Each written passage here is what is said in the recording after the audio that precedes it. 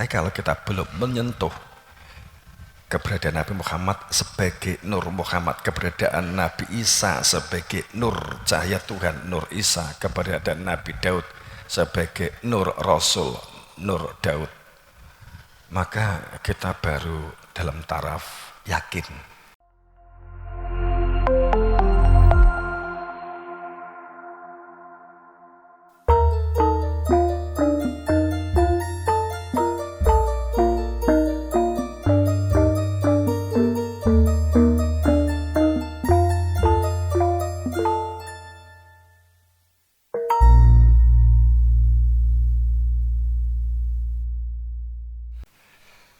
Assalamualaikum warahmatullahi wabarakatuh.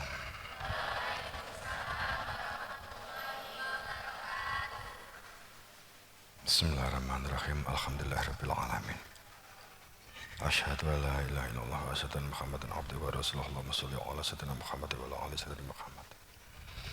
Wa la yamliku ladzi yad'una min dunihi syafa'ah illa man syahida bil haqq wa hum ya'lamun. Qala Allah Ta'ala fi kitabil karim aidan ya ayyuhalladzina amanu kutiba alaikumusiyam kama kutiba alal ladzina min qablikum la'allakum tattaqun.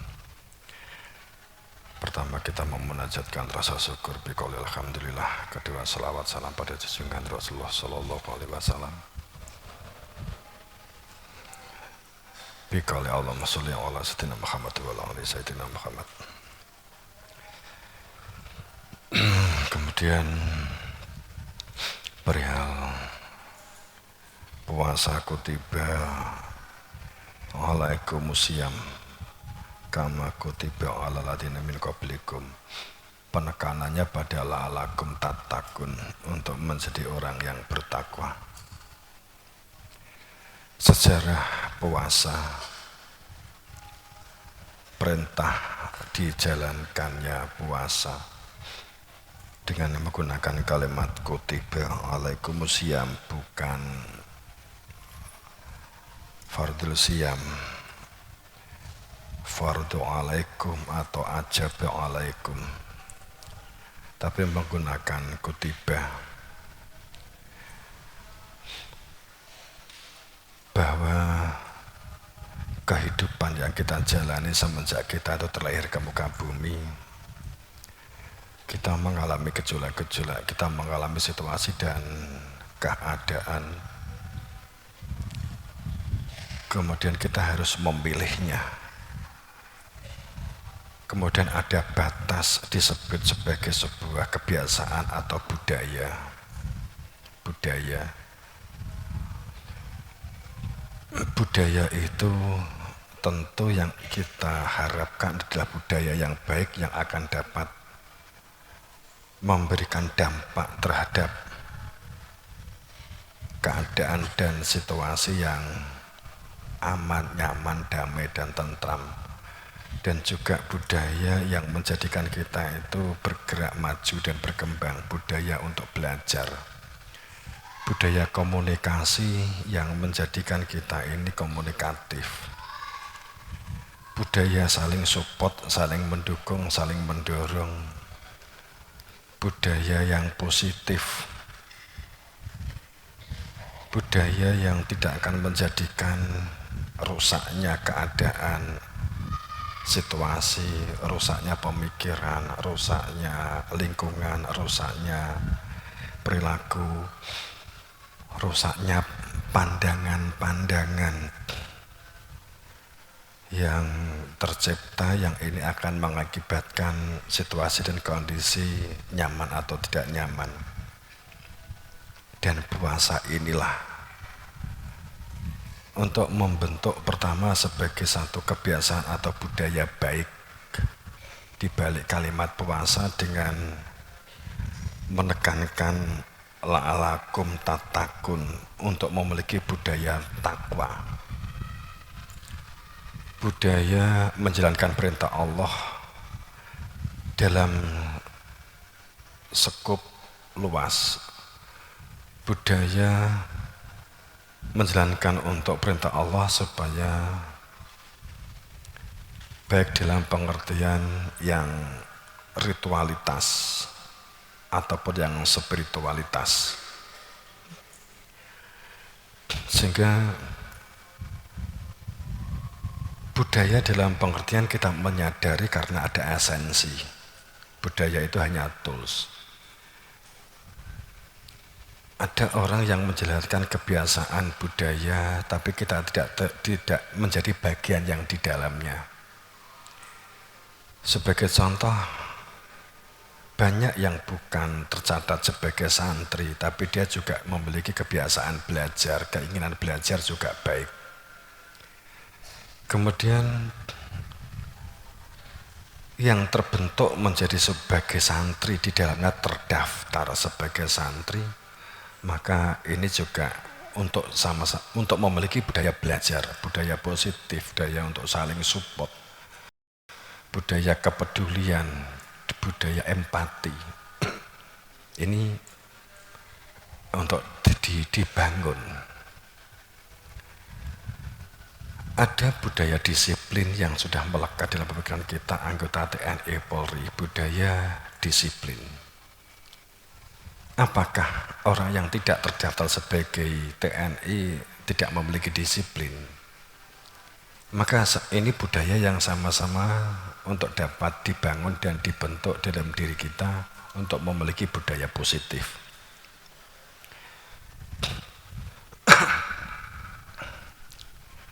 Kemudian sesungguhnya awal dari kalimat perintah ya ayyuhalladzina amanu, ya orang-orang yang beriman. Orang yang beriman diperintahkan Allah untuk mewajibkan terhadap dirinya sendiri. Kutiba itu mewajibkan terhadap dirinya sendiri.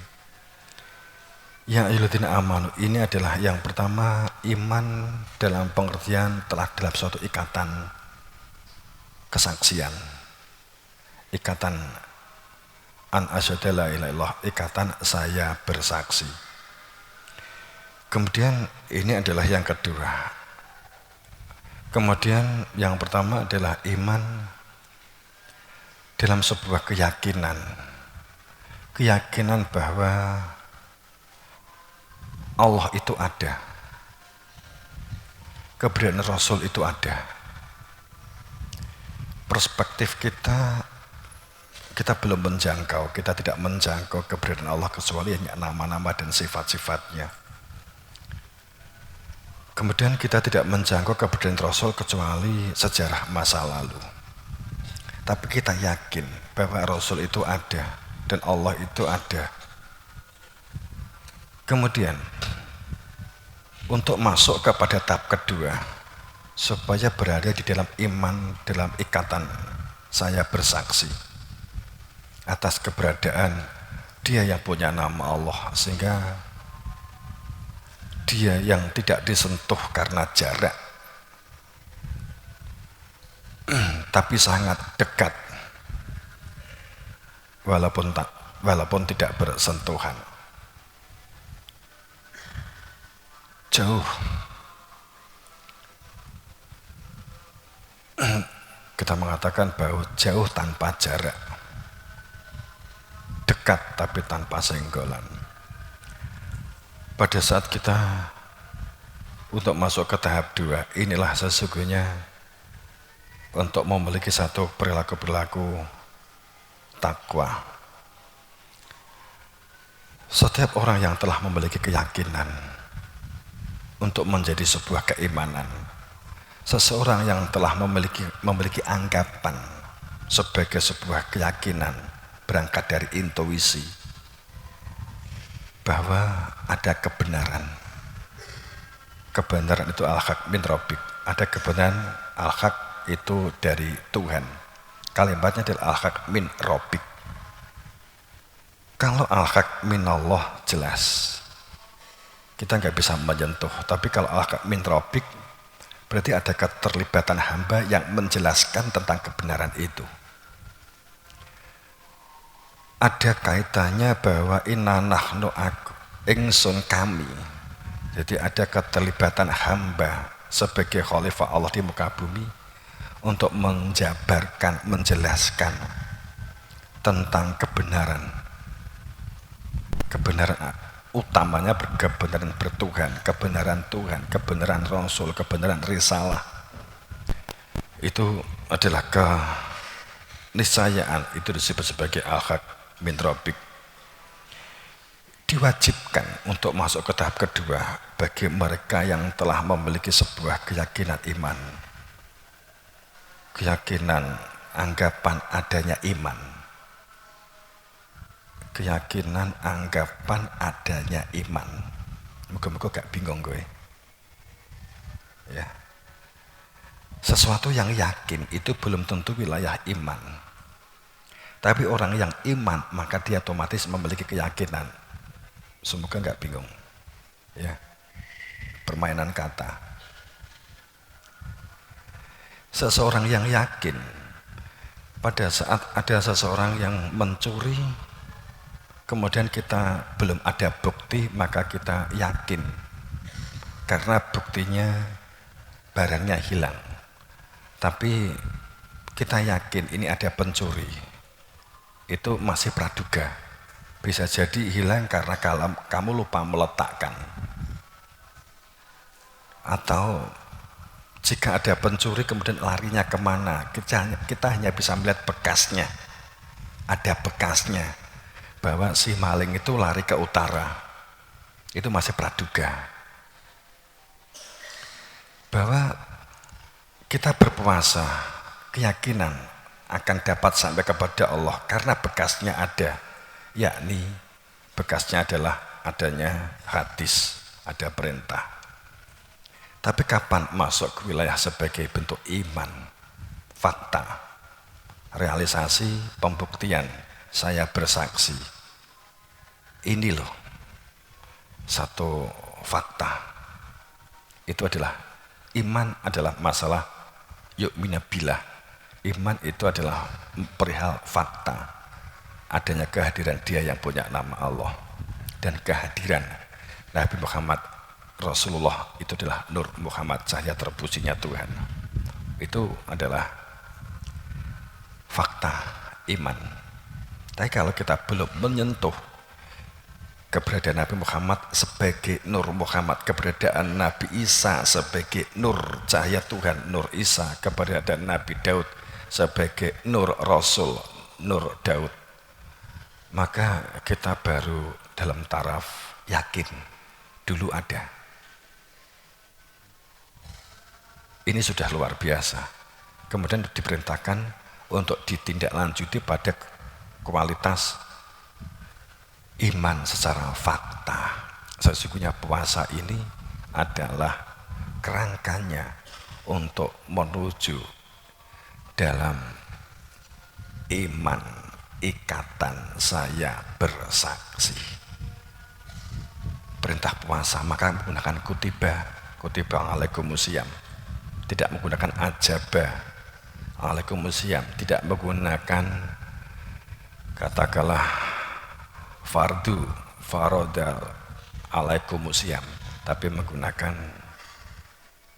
kutiba. Kutiba ki diarani wajib, ya ora, diarani ora, ya wajib. Gitu. When ora poso ya dijantur, itu kutiba. Artinya bahwa dampak dari konsekuensi orang yang tidak mengendalikan itu dampaknya terhadap dirinya sendiri. Perolehan yang akibat itu adalah terhadap dirinya sendiri.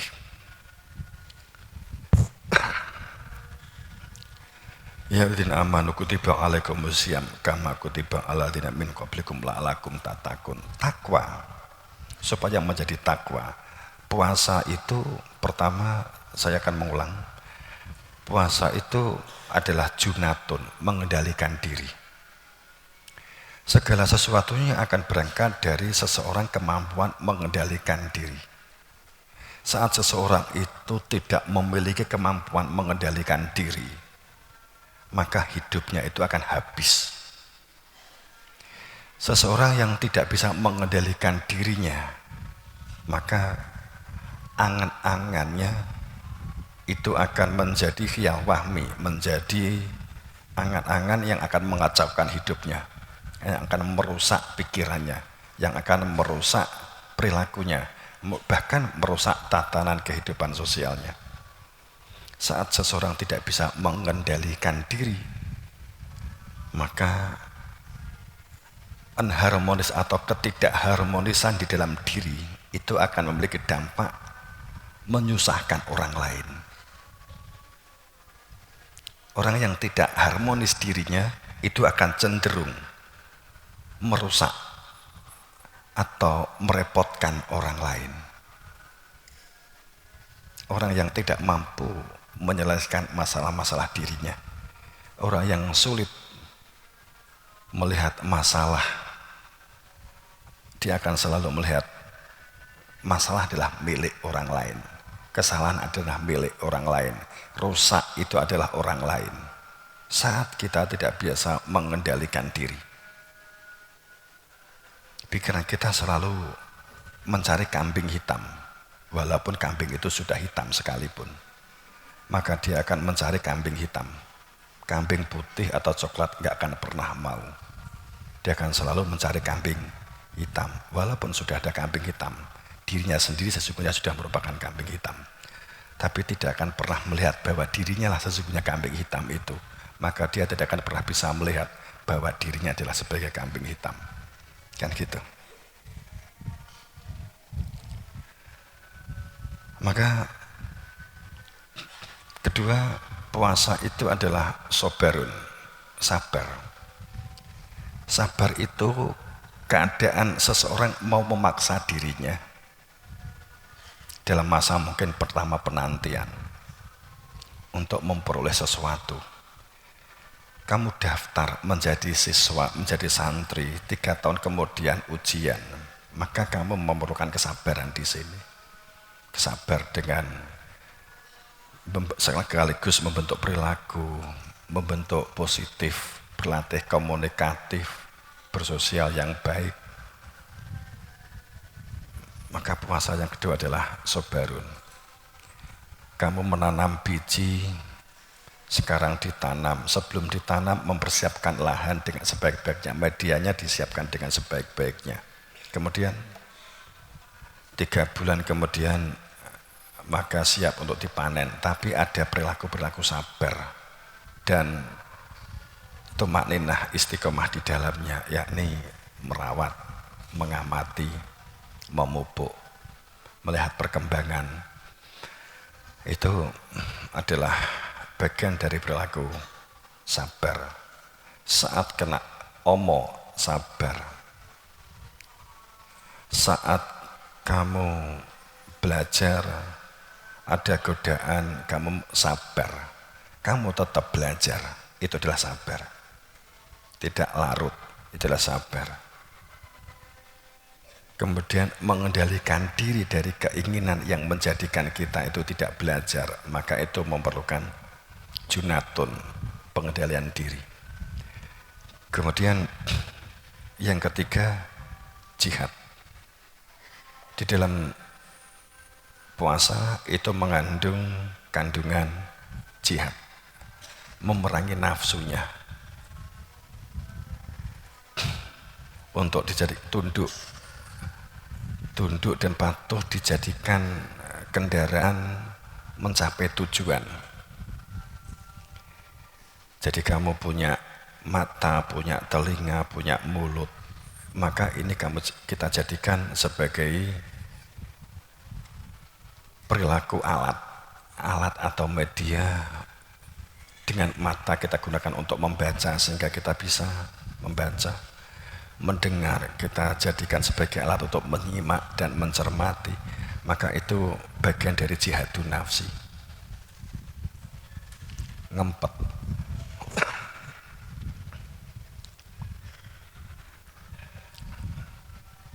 Maka puasa tidak sekedar berlapar-lapar dan berdaga-daga. Saya katakan tidak sekedar.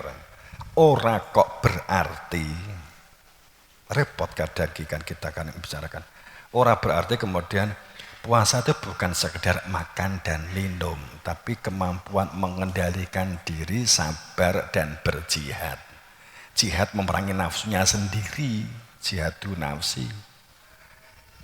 Kan saya sudah mengendalikan diri, sudah sabar, sudah sinau, sudah berbuat baik, berarti saya boleh nggak puasa dong. Nah, itu kan menjadi bias. Lalu kok jam 10 kok temangan, saya sudah puasa kok. Dari apa? Mengendalikan diri dari ingin membantai teman. Jadi kalimat sekedar aja mbok pahami sepihak, maka ada puasa secara utuh kafah, puasa lahir, puasa batin.